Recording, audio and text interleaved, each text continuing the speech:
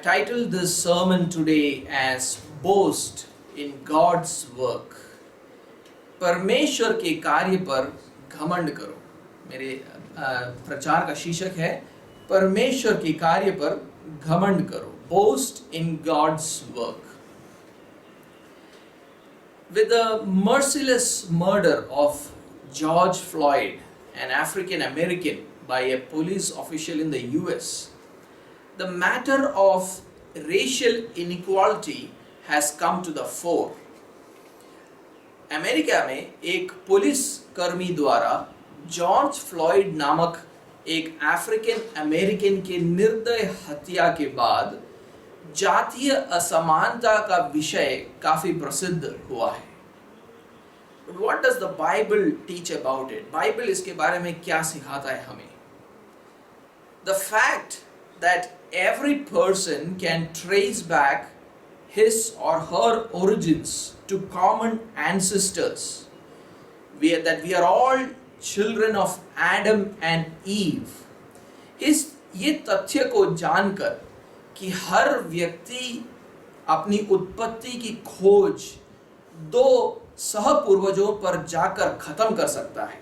यानी इसका मतलब है हम सब के सब आदम और हवा के बच्चे हैं. And the fact that every person is created in the image of God. We all share in some attributes of God, although that image has been marred by sin. और ये तथ्य को भी जानकर कि परमेश्वर के स्वरूप में हमें बनाया गया है और हम उसके कुछ गुणों में भागीदार होते हैं, भले पाप के कारण ये स्वरूप को क्षति जरूर पहुंची है.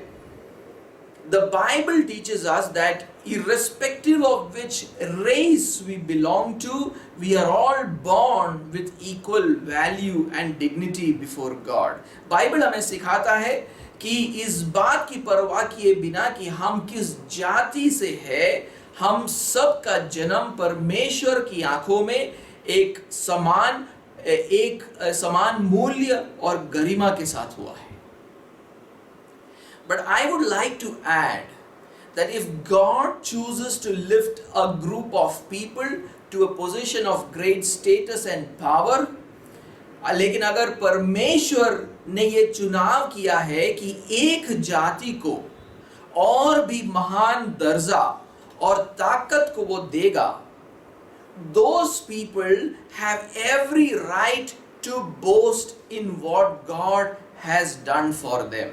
वो जाति के पास ये हक है कि वो इस बात पर घमंड कर सके कि परमेश्वर ने उनके लिए क्या किया है. Their boasting is not in themselves, their boasting is in what God has done to lift them up. उनका घमंड इस बात पर नहीं है कि उन्होंने क्या किया है, पर इस बात पर है कि परमेश्वर ने उनको कैसे उठाया है. That is the message that Paul has for every believer, whether Jew or Gentile. और यही संदेश है पौलुस का आज, भले कोई भी विश्वासी क्यों ना हो, भले वो अन्य जाति से आया हो या यहूदी हो. Let us read Ephesians chapter 2 and verse 11. आइए हम एफेसियों का दूसरा अध्याय और 11वां आयत को पढ़ें. Therefore remember that at one time you Gentiles in the flesh, called the uncircumcision by what is called the circumcision, which is made in the flesh by hands. इस कारण स्मरण करो कि तुम जो शारीरिक रीति से अन्य जाति हो और जो लोग शरीर में हाथ के किए हुए खतने से खतने वाले कहलाते हैं, वे तुमको खतना रहित कहते हैं. Paul starts another section in verse 11 by saying the word therefore. ध्यान दीजिए यहाँ पर कि पौलुस एक और खंड की शुरुआत करता है एक शब्द को इस्तेमाल करके. वो बोलता है इस कारण, which means that he is going to say something that is based on what he has said so far. इसका मतलब ये है कि वो कुछ ऐसा बोलने वाला है जिसका आधार अभी तक बताई गई बातों पर है. I think he is referring to the last whole section of chapter 2 verse 1 to 10. मुझे लगता है कि वो उस पूरे खंड की और उस खंड के साथ संबंधित है जो अभी तक हमने सीखा, जो दूसरे अध्याय के पहले आयत से शुरू होकर 10वें आयत पर खत्म हुआ. He had begun that section by pointing to the Gentile Ephesian believers to their spiritual past. अगर आपको याद है तो उस खंड की शुरुआत उसने ये बताकर शुरू की कि एफिसुस के अन्य जाति से आए विश्वासियों को उनके आत्मिक इतिहास में मुड़कर देखना चाहिए. He had said in verse 1 to 3 that from their birth they were spiritually dead, living in bondage to various powers and walking in trespasses and sins. वहां पर पहले 3 आयतों के अंदर उसने उनसे ये कहा था कि तुम जन्म से आत्मिक रीति से मरे हुए लोग थे, अलग अलग ताकतों के दासत्व में थे और अपराधों और पापों में तुम चलते थे. That was their spiritual past. ये उनका आत्मिक इतिहास था. That is why in verse 2 and 3 he used the word formerly. उसीलिए दूसरे और तीसरे आयत में वो पहले शब्द का इस्तेमाल करता है. आइए हम पहले 3 आयतों को पहले एक और बार पढ़े, दूसरे अध्याय के पहले 3 आयतों को. Let's read chapter 2 verse 1 to 3 once more.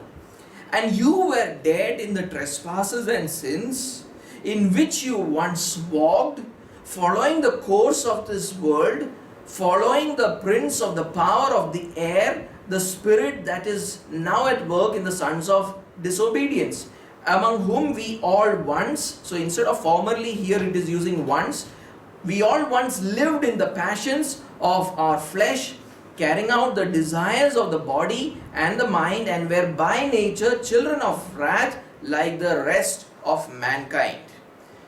वहां पर वो कहता है उसने तुम्हें भी जिलाया जो अपने अपराधों और पापों के कारण मरे हुए थे, जिनमें तुम पहले, वो शब्द को ध्यान दे, जिनमें तुम पहले इस संसार की रीति पर और आकाश के अधिकार के हाकिम अर्थात उस आत्मा के अनुसार चलते थे जो अब भी आज्ञा न मानने वालों में कार्य करता है.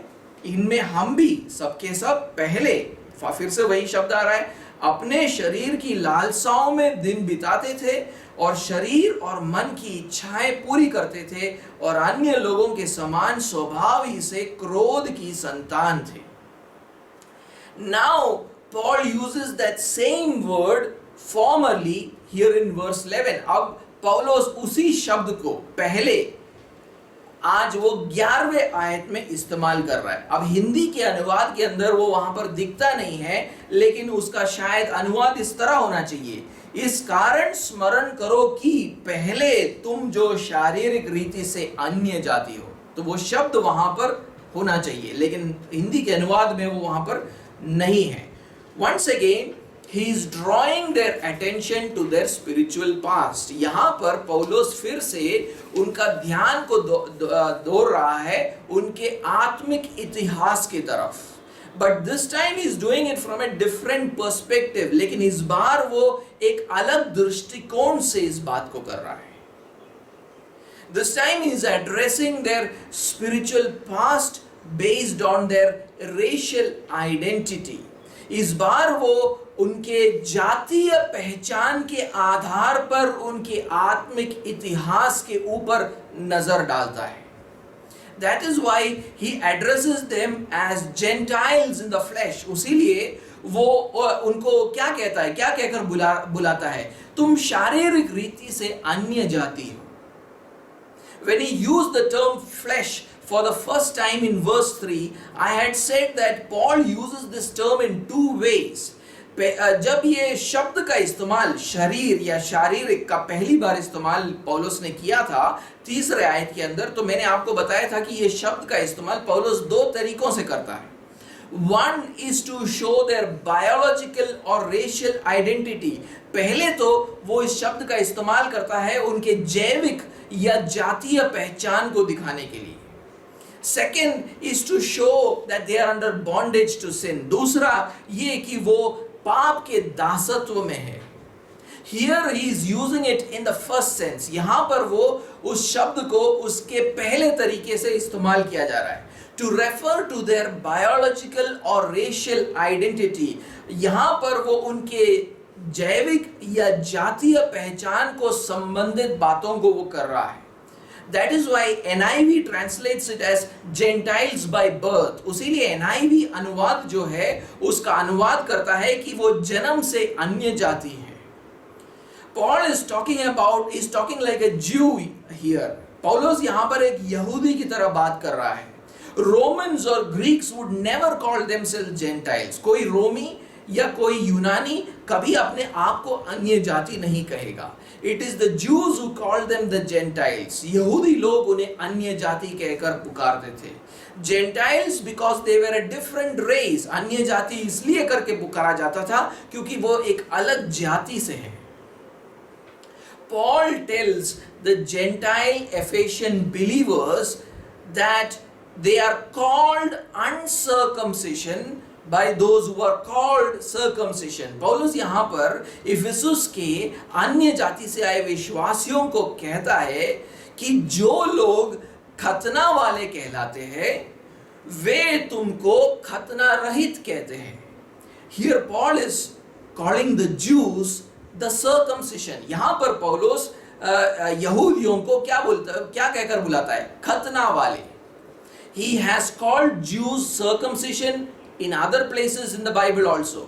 पौलुस ये पहली बार ऐसा नहीं बुला रहा है, उसने अलग अलग जगहों पर बाइबल के अंदर यहूदियों को खतना वाले कर बुलाया है. उदाहरण के रूप में let us take the example, a couple of examples. We'll turn our attention to Colossians chapter 4 and verse 11. हम हमारा ध्यान कोलोसियों के चौथे अध्याय और उसके 11वें आयत की तरफ ले जाएंगे. It says, and Jesus who is called Justus, these are the only men of the circumcision among my fellow workers for the kingdom of God, and they have been a comfort to me. यहाँ पर वो बोलता है यीशु जो युस्तुस कहलाता है तुम्हें नमस्कार कहते हैं.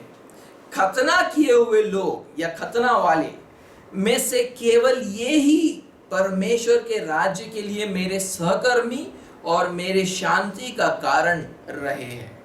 So once again he is using the word circumcision there to talk about his Jewish co-workers. He says that they are from the circumcision. यहाँ पर वो अपने यहूदी सहकर्मियों को खतना वाले करके बुलाता है. And he say और वो बोलता है कि खतना किए हुए लोगों में से ये सहकर्मी आए हैं. Which means that they are from the Jewish community. जिसका मतलब है कि ये यहूदी समाज से आए हुए मेरे सहकर्मी हैं.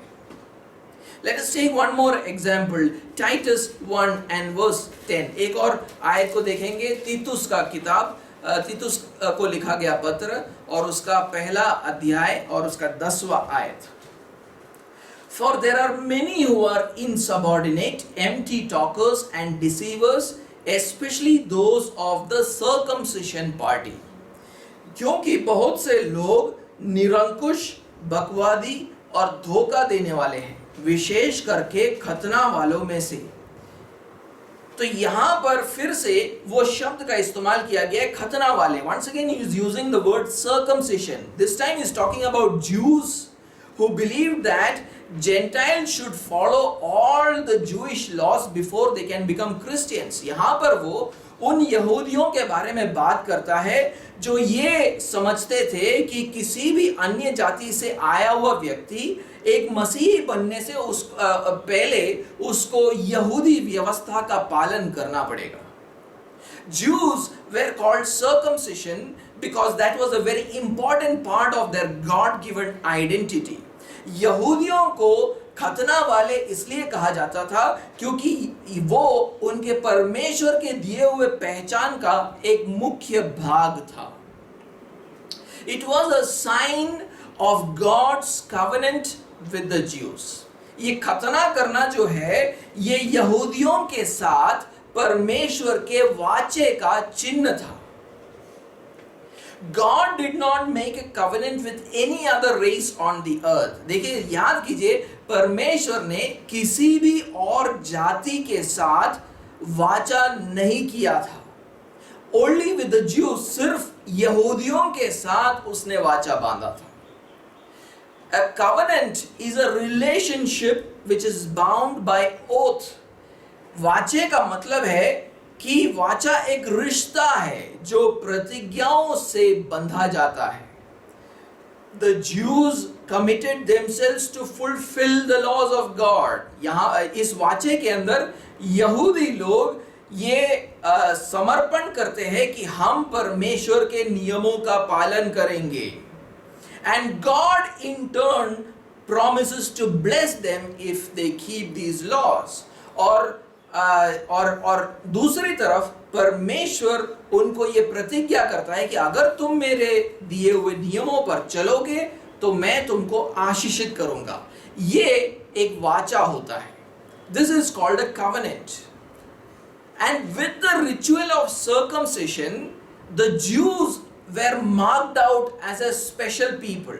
और खतने के रिवाज के द्वारा यहूदियों को एक खास लोग करके अलग किया जाता है।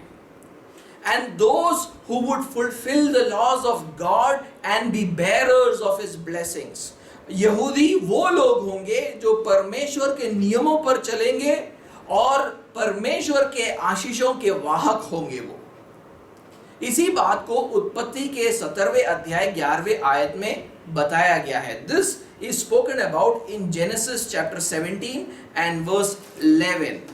उत्पत्ति के 17वें अध्याय और उसके 11वें आयत को हम देखेंगे। इन्हीं बातों को वहां पर लिखा गया है।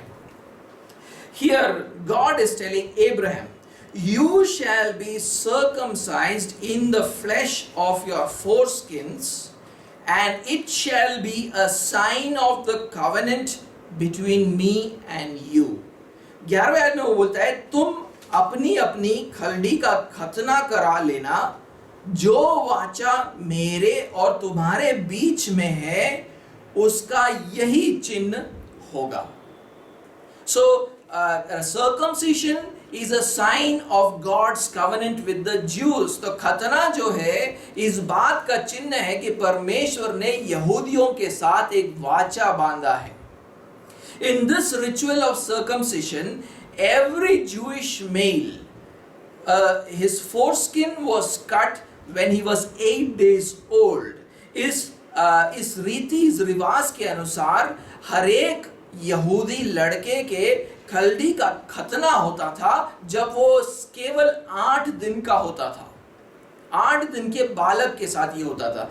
And verse 12 says that, 12वां आयत इस बात को कहता है, He who is 8 days old among you shall be circumcised.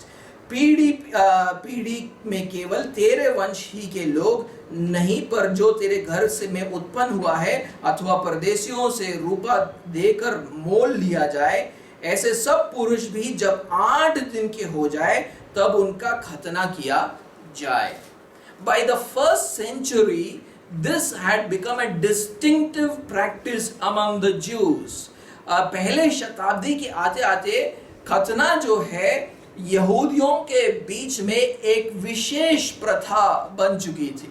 That is why in Paul's times, Jews were called the circumcision. उसीलिए पौलुस के समय के आते आते यहूदियों को खतना वाले कर बुलाया जाता था। Now the Jews took pride in the fact that God had made a covenant with them. अब देखिए यहूदी इस बात पर घमंड करते थे कि परमेश्वर ने उनके साथ वाचा बांधा है। That He chose them among all the other races of the earth. कि परमेश्वर ने इस पृथ्वी पर जितने भी जाति है उन सब में से सिर्फ हमें चुना है। To be a kingdom of priests, कि वो याजकों का एक राज्य बने। A race that is set apart, एक पवित्र जाति ठहरे परमेश्वर के लिए। We read this in Exodus chapter 19 and verse 5 to 6. इसको हम पढ़ते हैं निर्गमन के किताब 19वें अध्याय और उसके 5वें और 6वें आयत में। आइए हम उसको पढ़ेंगे। Now therefore, if you will indeed obey my voice and keep my covenant, you shall be my treasured possession among all peoples, for all the earth is mine. And you shall be to me a kingdom of priests and a holy nation. These are the words that you shall speak to the people of Israel. वो बोलता है, इसलिए अब यदि तुम निश्चय मेरी मानोगे और मेरी वाचा का पालन करोगे, तो सब लोगों में से तुम ही मेरा निज धन ठहरोगे। समस्त पृथ्वी तो मेरी है और तुम मेरी दृष्टि में याजकों का राज्य और पवित्र जाति ठहरोगे। जो बातें तुझे इज़राइलियों से कहनी है वे यही है। We also see that Paul also takes pride in Israel's special privileges. हम देखते हैं कि पौलुस खुद भी इज़राइल के खास सौभाग्यों पर वो घमंड करता है। इसको हम पढ़ेंगे रोमियो के 9वें अध्याय और 4 और 5वें आयत में। We'll see that in Romans chapter 9 and verse 4 and 5. Let's read that too. Romeo के 9वां अध्याय 4 और 5वां आयत। They are Israelites, and to them belong the adoption, the glory, the covenants, the giving of the law, the worship, and the promises. To them belong the patriarchs, and from their race, according to the flesh, is the Christ who is God over all, blessed forever. Amen. वो कहता है वे Israeli है और ले पालकपन का अधिकार और महिमा और वाचाएं और व्यवस्था और उपासना और प्रतिज्ञा उनकी है। पुरखों भी उन्हीं के हैं और मसीह भी शरीर के भाव से उन्हीं में से हुआ। सबके ऊपर परम परमेश्वर युगानुयुग धन्य हो। आमीन। We Christians, this is what I meant, when I said that if God chooses to lift a group of people to a position of greater status and power, those people have every right to boast in what God has done for them. इसी बात को मैं आपसे कह रहा था कि अगर परमेश्वर ने ये चुनाव किया है कि एक जाति को और भी महान दर्जा और ताकत दिया जाएगा, तो उन लोगों को उनके प्रति परमेश्वर ने जो किया है उस पर घमंड करना उनका अधिकार बनता है। And what we read in Exodus, Peter uses that for Gentile Christians in 1 Peter chapter 2 and verse 9. और जिसके बारे में हमने निर्गमन की किताब में पढ़ा, यहूदियों के बारे में पढ़ा, उसी वचन को पतरस जो है अन्य जाति से आए मसीहों के लिए इस्तेमाल करता है। पहले पतरस 2 अध्याय 9वें आयत में, उसको भी पढ़ेंगे। Let's also read 1 Peter and chapter 2 and verse 9. पहला पतरस 2 अध्याय और 9वां आयत। ध्यान रखिए, अब ये अन्य जातियों से बात कर रहा है। Look carefully that he is now talking to the Gentiles. He tells them, you are a chosen race, a royal priesthood, a holy nation, a people for his own possession, that you may proclaim the excellencies of him who called you out of darkness into his marvelous light. वो बोलता है, पर तुम एक चुना हुआ वंश और राजपदधारी याजकों का समाज और पवित्र लोग और परमेश्वर की निज प्रजा हो, इसलिए कि जिसने तुम्हें अंधकार में से अपनी अद्भुत ज्योति में बुलाया है, उसके गुण तुम प्रकट कर पाओ। So we Christians are now God's chosen race. अब हम मसीही लोग जो है, हम परमेश्वर के चुने हुए वंश है, उसके चुने हुए जाति है। We are a royal priesthood. हम राजपदधारी याजकों का एक समाज है। A holy nation. हम एक पवित्र लोग है। A people for God's own possession. हम परमेश्वर की निज प्रजा है।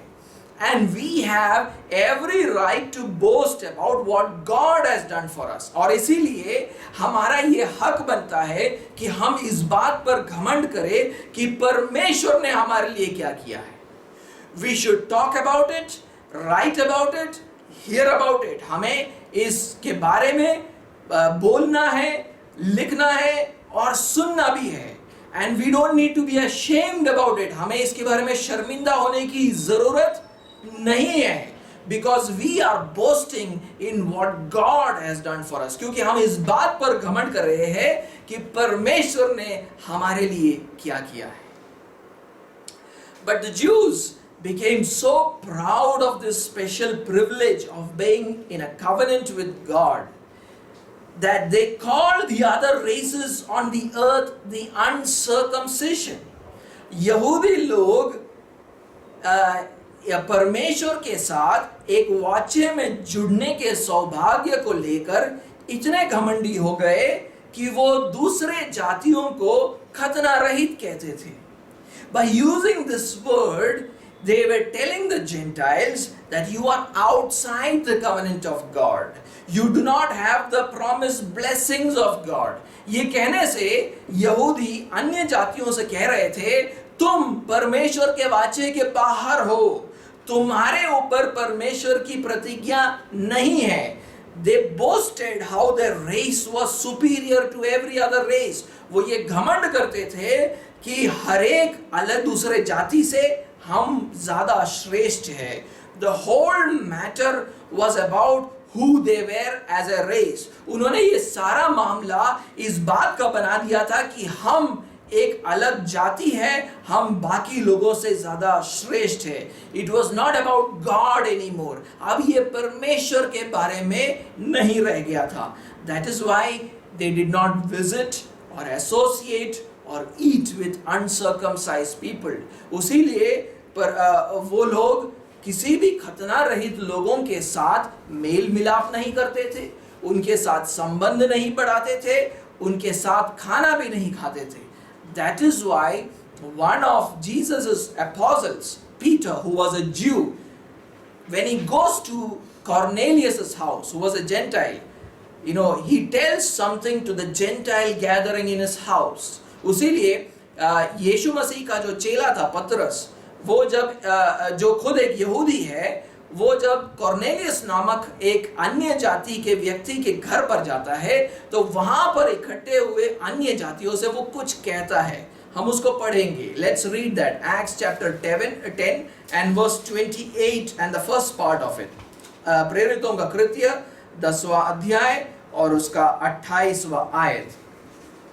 And he said to them, you yourselves know how unlawful it is for a Jew to associate with or to visit anyone of another nation, but God has shown me that I should not call any person common or unclean. वो 28वें आयत में उनसे कहता है, तुम जानते हो कि अन्य जाति की संगति करना या उसके यहाँ जाना यहूदी के लिए अधर्म है, परंतु परमेश्वर ने मुझे बताया है कि किसी मनुष्य को अपवित्र या अशुद्ध ना कहूँ. And when Peter comes back to Jerusalem after this fellowship, he has to face opposition of the Jews.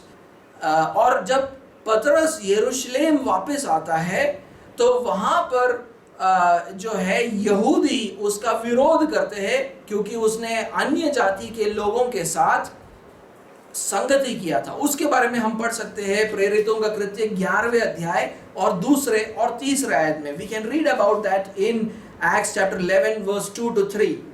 So when Peter went up to Jerusalem, the circumcision party criticized him, saying, you went to uncircumcised men and ate with them.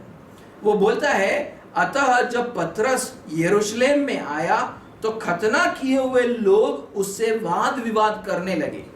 तूने खतना रहित लोगों के यहाँ जाकर उनके साथ खाया. There are at least 2 main reasons for our pride to run amok. हमारे जो घमंड जो हमारे अंदर उत्पन्न होता है क्योंकि परमेश्वर ने हमें चुना है, वो उसके 2 कारण होते हैं. First, we forget our past. पहला कारण ये है कि हम हमारे इतिहास को भूल जाते हैं. The Jews forgot who they were before God chose them. यहूदी लोग ये भूल गए कि परमेश्वर के चुनाव से पहले वो कौन थे. In Deuteronomy chapter 7 and verse 7, it is written that God did not choose them because they were numerous. In fact, they were very small and insignificant in number. व्यवस्था विवरण के 7वें अध्याय 7वें आयत में यह लिखा गया है कि परमेश्वर ने यहूदियों को इसलिए नहीं चुना था क्योंकि वो गिनती में अधिक थे, बल्कि वो गिनती में कम और महत्वहीन लोग थे। इसको हम पढ़ेंगे, व्यवस्था विवरण 7वां अध्याय और 7वां आयत। We'll read that in Deuteronomy chapter 7 and verse 7. It was not because you were more in number than any other people that the Lord set his love on you and chose you, for you were the fewest of all peoples. यहाँ पर ये कहा जाता है कि यहोवा ने जो तुमसे स्नेह करके तुमको चुन लिया, इसका कारण यह नहीं था कि तुम गिनती में और सब देशों के लोगों से अधिक थे, किंतु तुम तो सब देशों के लोगों से गिनती में थोड़े थे। Similarly, we Christians often forget that we were in the past. इसी तरह हम जो आज विश्वासी कहलाते हैं, हम भूल जाते हैं कि हम किस इतिहास से आ रहे हैं।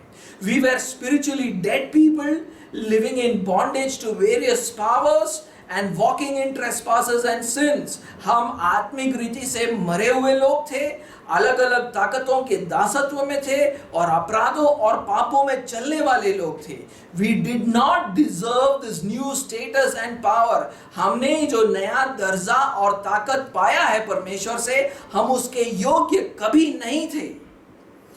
दूसरा कारण, second reason is we forget that God is sovereign. हम भूल जाते हैं कि परमेश्वर परम प्रधान है। The Jews forgot that all their privileges were because God had sovereignly chosen them. यहूदी लोग ये भूल गए थे कि उनका हर सौभाग्य इस कारण है कि परमेश्वर ने अपनी परम प्रधानता से उन्हें चुना था और उनसे प्रेम किया था। And the next verse, Deuteronomy 7:8, gives the reason why the Jews were chosen. और व्यवस्था विवरण में वहाँ पे 7वें अध्याय में 8 और 8वें आयत में वो भी बताया गया है, उसको भी हम पढ़ेंगे।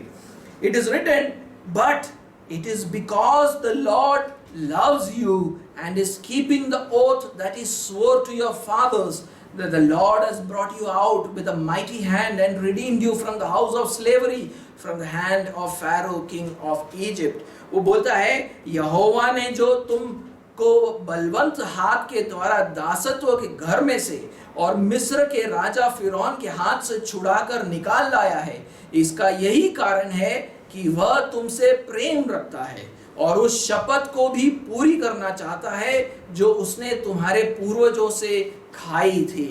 So the reason is that God loved them and he was keeping his own commitment to their forefathers. कारण ये था कि परमेश्वर ने उनसे प्रेम रखा था और उनके पूर्वजों से जो शपथ खाई थी उसने वो उसको पूरा करना चाहता था। The Jews were privileged because God had sovereignly chosen them. यहूदी लोग उनका सौभाग्य था क्योंकि परमेश्वर ने अपनी परम प्रधानता में उनको चुना था। We also forget that our Christian status and power is not because we did something, but because of God's love through Jesus Christ. हम भी मसीही लोग भूल जाते हैं कि हम मसीही होने के कारण हमारा जो दर्जा है, हमारा जो ताकत है, जो परमेश्वर ने दिया है, जो परमेश्वर ने अपने प्रेम में यीशु मसीह के द्वारा हमें दिया है। In order to not become proud about ourselves, we should remember our past and that God has chosen us according to his sovereign will. हम घमंडी ना हो, इसके लिए ये जरूरी है कि हमेशा हम इस बात को याद रखें कि हमारे आत्मिक इतिहास कैसा था और इस बात को भी ध्यान रखें कि परमेश्वर ने हमें चुना है अपने परम प्रधान इच्छा के अनुसार। इन दो बातों को याद रखना बहुत ज्यादा जरूरी है। We should keep these two things in mind. Now you would expect Paul to take pride in the fact that he was a Jew in the flesh. अब आप पौलुस से ये उम्मीद करोगे कि वो भी इस बात पर घमंड करे कि शारीरिक रीति से वो एक यहूदी है. That he would take pride in his circumcision, कि वो भी खतना वाला होने में बड़ा घमंड करे. In Philippians chapter 3 and verse 4, the second part of it, to verse 5, he says something. फिलिपियों के तीसरे अध्याय में और उसके चौथे आयत के दूसरे भाग से पांचवें आयत में देखिए वो क्या बोलता है. वो उस तरह बात करता है जैसे एक यहूदी घमंड करता है. He speaks as if a Jew takes pride in his racial identity. Let's read that. He says, if anyone else thinks he has reason for confidence in the flesh, I have more. Circumcised on the 8th day, of the people of Israel, of the tribe of Benjamin, a Hebrew of Hebrews, as to the law, a Pharisee. वो बोलता है यदि किसी और को शरीर पर भरोसा रखने का विचार हो तो मैं उससे भी बढ़कर रख सकता हूँ. 8वें दिन मेरा खतना हुआ, इज़राइल के वंश का और बिन्यामीन के गोत्र का हूँ, इब्रानियों का इब्रानी हूँ, व्यवस्था के विषय में यदि कहो तो फरीसी हूँ. So this is what he says. The point that Paul is making here is that he could take pride in the Jewish identity, but he does not anymore. पौलुस बोल रहा है कि चाहे तो मैं अपनी जातीय पहचान में मैं घमंड कर सकता हूं, लेकिन मैं नहीं करूंगा. That is why in today's verse, Ephesians chapter 2 and verse 11, he qualifies the word circumcision by saying made in the flesh by human hands. उसीलिए आज के हमारे आयत में, एफेसियों के दूसरे अध्याय 11वें आयत में, वो खतना वाले जो शब्द वहां पर वो इस्तेमाल करता है उसका विशेषण वो ये बोल कर देता है कि ये शरीर में हाथ का किया हुआ काम है. ये शरीर में हाथ का किया हुआ काम है. This is a negative remark from Paul. ये जो है एक नकारात्मक टिप्पणी है जो पौलुस करता है. Why does Paul make this negative remark about circumcision? पौलुस यहाँ पर खतने के बारे में एक नकारात्मक टिप्पणी क्यों करता है? Because by his time the dominant thought among the Jews was that because they keep the law, they have been declared righteous and blessed by God. इसलिए क्योंकि उसका समय आते आते यहूदियों के बीच में प्रमुख सोच ये थी कि क्योंकि हम परमेश्वर के नियमों का पालन करते हैं, हम परमेश्वर के सामने धार्मिक है और परमेश्वर ने हमको आशीषित किया है. And therefore being circumcised according to the law was also a matter of great boasting for them. उसीलिए खतना करवाना अपना वो उनके लिए बहुत घमंड की बात थी. But Paul thinks that such a thought was against the thought of the Old Testament. लेकिन पौलुस बोलता है कि इस प्रकार का जो सोच है यहूदियों के बीच में वो पुराने नियम के विपरीत है. And in order to make his point, he takes the example of David and Abraham. और इस बात का उदाहरण देने के लिए, इस बात को रखने के लिए वो दाऊद और अब्राहम का उदाहरण लेता है. Let us read Romans chapter 4 and verse 5 to 13. आइए हम रोमियो का चौथा अध्याय और 5 से 13वां आयत हम पढ़ेंगे. एक एक करके पढ़ेंगे और मैं टिप्पणी करता जाऊंगा उसके ऊपर. Romans chapter 4 verse 5. रोमियो का चौथा अध्याय 5वां आयत. And to the one who does not work but believes in him who justifies the ungodly, his faith is counted as righteousness. परंतु जो काम नहीं करता वरन भक्तिहीन के धर्मी ठहराने वाले पर विश्वास करता है, उसका विश्वास उसके लिए धार्मिकता गिना जाता है. God declares the ungodly man righteous not based on his work but because of his faith. परमेश्वर एक भक्तिहीन को विश्वास के कारण, उसके काम के कारण नहीं, विश्वास के कारण धर्मी ठहराता है। आगे बढ़े 6वें आयत से लेकर 8वें आयत तक। Let's read further verse 6 to 8. Just as David also speaks of the blessing of the one to whom God counts righteousness apart from works. Blessed are those whose lawless deeds are forgiven and whose sins are covered. Blessed is the man against whom the Lord will not count his sin. वो बोलता है जिस परमेश्वर बिना कर्मों के धर्मी ठहराता है उसे दाऊद भी धन्य कहता है। धन्य है वे जिनके अधर्म क्षमा हुए और जिनके पाप ढांपे गए। धन्य है वह मनुष्य जिसे परमेश्वर पापी ना ठहराए। Being declared righteous purely because of faith, David calls it a blessing. यहाँ पर सिर्फ विश्वास के वजह से एक व्यक्ति को धर्मी ठहराना, दाऊद उस व्यक्ति को धन्य कहता है।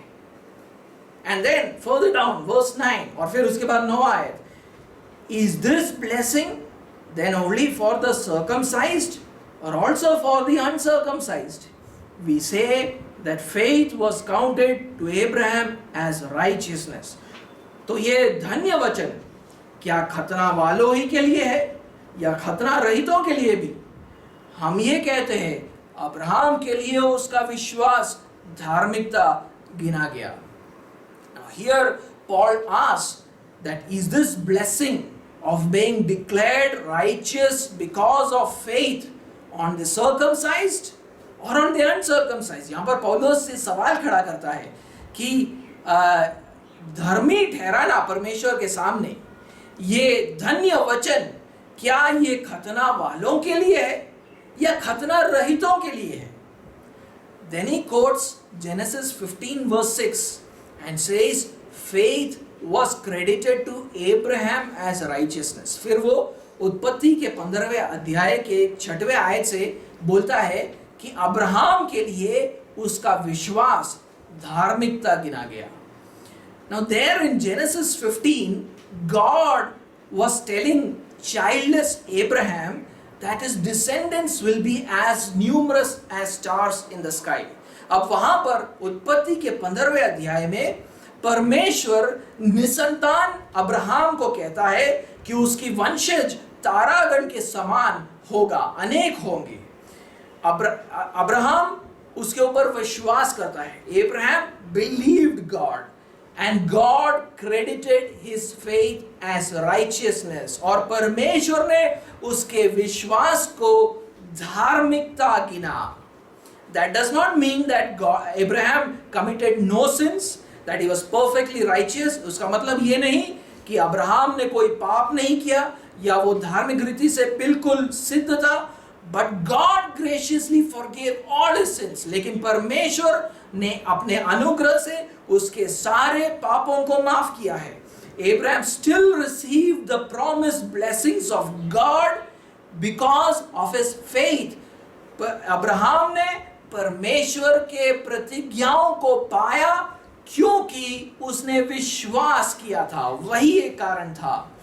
Not because of his moral perfection, उसकी नैतिकता में सिद्ध होने के कारण नहीं हुआ ये बात। अब 10वें आयत को पढ़े। Let's read verse 10. How then was it counted to him? Was it before or after he had been circumcised? It was not after, but before he was circumcised. वो पूछता है तो वो कैसे धर्मी गिना गया? खतने की दशा में या बिना खतने की दशा में? खतने की दिशा में नहीं, परंतु बिना खतने की दशा में उसको धार्मिक गिना गया था। Here, Paul asks, when was righteousness credited to Abraham? यहाँ पर पौलुस पूछता है कि अब्राहम को कब धार्मिक ठहराया गया? When Abraham was circumcised or uncircumcised? जब वो खतने की दशा में था या जब वो बिना खतने के था? He answers that it was when he was still uncircumcised. वो उत्तर देता है कि अब्राहम जब बिना खतने के था तब से ही परमेश्वर ने उसको धार्मिक ठहराया था. Now read verse 11. उसके बाद 11वें आयत को पढ़े. He received the sign of circumcision as a seal of the righteousness that he had by faith while he was still uncircumcised. वो बोलता है उसने खतने का चिन्ह पाया कि उस विश्वास की धार्मिकता पर छाप हो जाए जो उसने बिना खतने की दशा में रखा था, जिससे बस वहां पर हम रुकेंगे. So finally, when Abraham received the physical sign of circumcision, in Genesis 18, it was just a seal of his righteousness which he had already received through faith in Genesis 15. तो जब अब्राहम को खतना किया जाता है उत्पत्ति के 18वें अध्याय में, वो खतना सिर्फ इस बात का चिन्ह है, उस धार्मिकता का चिन्ह है जो उसने विश्वास के द्वारा पाया था 15वें अध्याय में. यानी पहले वो धर्मी ठहरा, फिर वो धार्मिकता का चिन्ह खतने के रूप में दिया गया. That means he was declared righteous first, and then circumcision was given as a sign of that righteousness. This means that it is when a person has faith in God, he is declared righteous before God. इसका मतलब है जब कोई व्यक्ति विश्वास कर लेता है उसी समय उसको वो परमेश्वर जो है उसको धर्मी ठहराता है. And circumcision is just a sign of that righteousness before God. और खतना सिर्फ उस बात का चिन्ह है कि वो व्यक्ति धर्मी है परमेश्वर की आंखों में. This righteousness of God was later revealed in the law of Moses. यही धार्मिकता को परमेश्वर ने मूसा के व्यवस्था के द्वारा उसने प्रकाशित किया. That is why circumcision is also called the sign of God's covenant with Israel. उसीलिए खतने को परमेश्वर के वाचे का चिन्ह भी कहा जाता है. Paul makes this entire argument to tell his fellow Jews that how they thought about righteousness before God was wrong. पौलुस ने इन सारी तर्कों को इसलिए रखा क्योंकि वो अपने यहूदी भाइयों और बहनों को ये बताना चाहता था कि परमेश्वर के सामने धर्मी ठहरने को लेकर उनकी जो सोच है वो बिल्कुल गलत है. It is not by the works of the law that you are declared righteous. वो कहना चाहता था कि व्यवस्था के बातों को पूरा करने से तुम धर्मी नहीं ठहरे हो. Therefore, circumcision is also not a decisive factor in salvation. उसीलिए खतना भी जो है उद्धार के लिए खतना निर्णायक नहीं है. Therefore, your boasting in your circumcision is wrong. उसलिए वो बोलता है तुम जो ये घमंड करते हो कि हमने खतना किया है, वो जो है वो घमंड बिल्कुल गलत है. Rather we are declared righteous by the work of God. बल्कि हम धर्मी ठहरे हैं परमेश्वर के कार्य से. He produces faith in sinful human beings. वो पापी मनुष्य के अंदर विश्वास को जगाता है. Because faith is a product of God's grace. क्योंकि विश्वास जो है परमेश्वर के अनुग्रह का उत्पाद है. By faith we are righteous before God. और विश्वास के द्वारा हम परमेश्वर के सामने धर्मी ठहरते हैं. And because of our righteous status before God, He gives us the blessings of His covenant. और क्योंकि जब आप परमेश्वर के सामने धर्मी ठहर चुके हो, परमेश्वर उसके वाचे के आशीषों को आपके ऊपर देता है.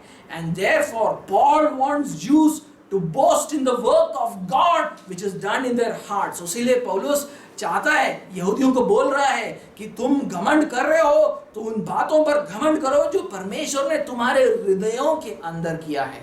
Not on the work of their own hands like circumcision. उन बातों के ऊपर घमंड मत करो जो तुम तुम्हारे हाथों से करते हो, यानी खतना, और इन बातों के ऊपर तुम घमंड मत करो.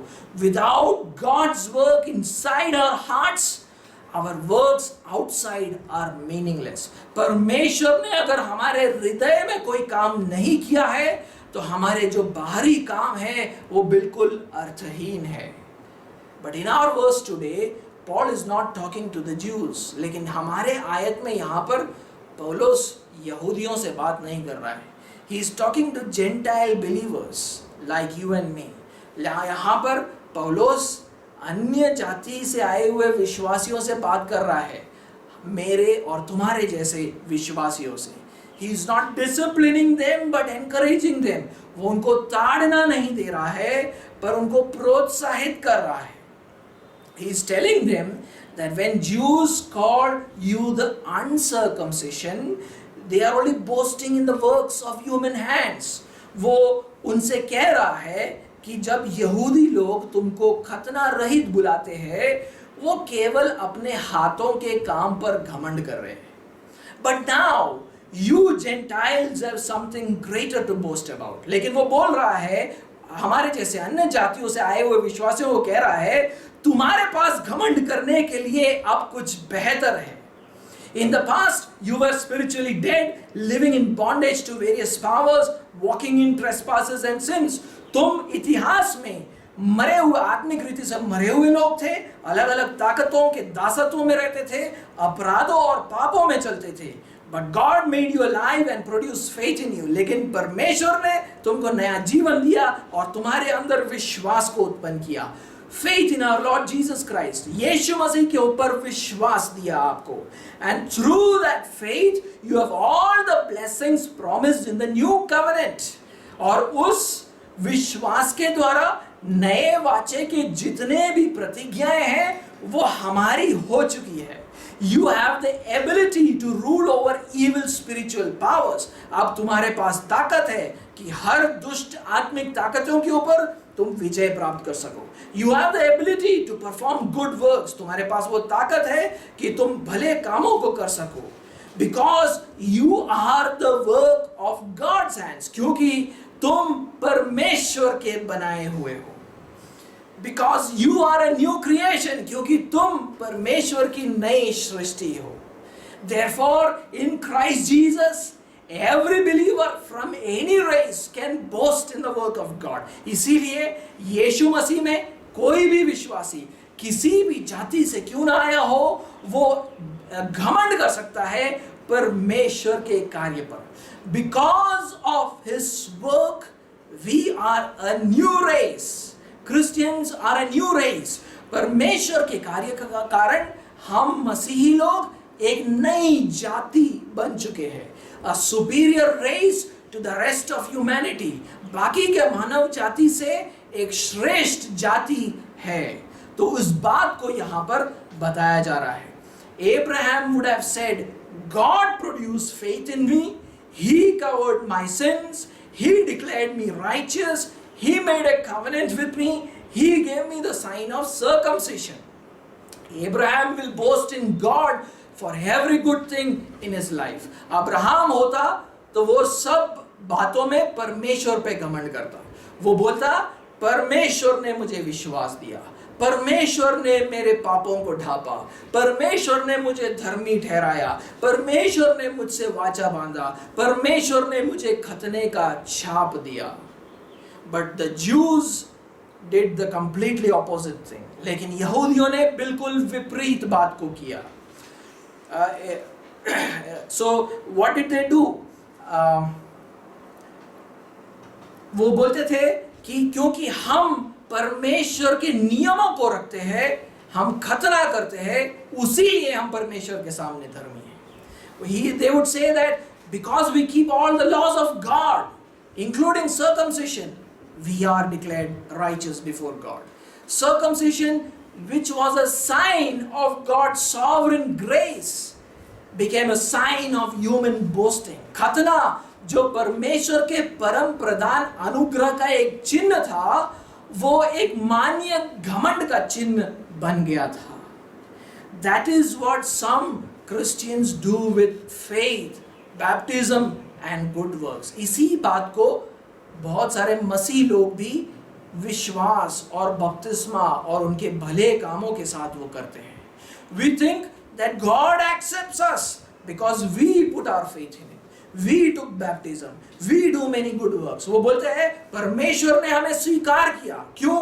क्योंकि हमने विश्वास किया, हमने बपतिस्मा लिया, हमने भले कामों को किया. That is human boasting. ये मनुष्यों का घमंड है. But when we say that because God predestined this salvation and purchased it through Jesus Christ and applies it to our lives by the Holy Spirit, we are able to put our faith, get baptized and do works. लेकिन जब हम ये बोलते हैं कि परमेश्वर ने हमें उद्धार के लिए पहले से ठहराया और फिर उस उद्धार को यीशु मसीह के क्रूस पे किए गए कार्य से खरीदा और पवित्र आत्मा के साथ उसने उन आशीषों को हमारे जीवन में लागू किया, उन कार्यों के कारण हम विश्वास कर पाते हैं, उन कार्यों के कारण हम बपतिस्मा ले पाते हैं, उन कार्यों के कारण आज हम भले कामों को कर पाते हैं. Our faith is a product of God's grace. हमारा विश्वास परमेश्वर के अनुग्रह का उत्पाद है. Our baptism is God given sign of His work in our life. बपतिस्मा उस बात का चिन्ह है जो परमेश्वर ने हमारे हृदयों में किया है. Our good works are done by His power. हम भले कामों को उसके सामर्थ्य से करते हैं.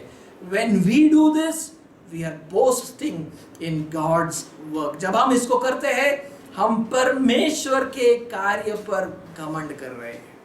Let that be the attitude of our hearts today and forever. यही रवैया होना चाहिए हमारे हृदय का आज भी और अनंतता में.